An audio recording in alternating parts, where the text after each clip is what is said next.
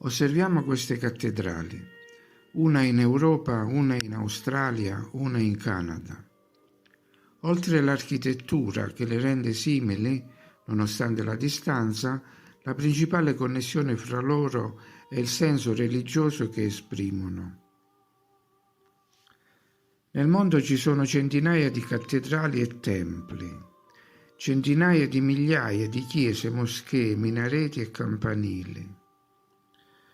Solo in Italia ci sono più di 100.000 chiese, la maggior parte antecedenti alla nostra epoca.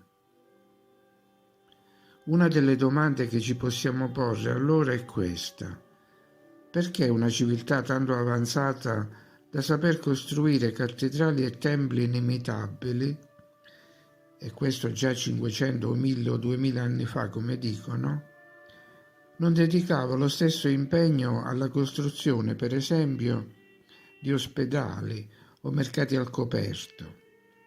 Gesù stesso, infatti, scacciò i mercanti dal Tempio. Forse altre strutture c'erano pure, naturalmente, sono state distrutte, ma rimane la sensazione che la quantità dei luoghi di culto sia maggiore. Perché era ritenuto così importante il richiamo continuo alla comunione spirituale?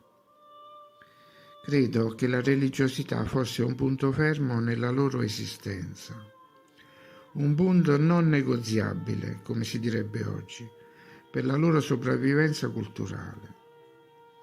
Quindi avevano bisogno di baluardi, di una frontiera dove contrastare il male.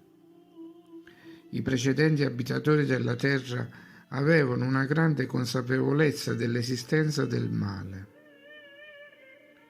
L'umanità si compone essenzialmente di due tipi: persone luminose con un'anima e personalità oscure.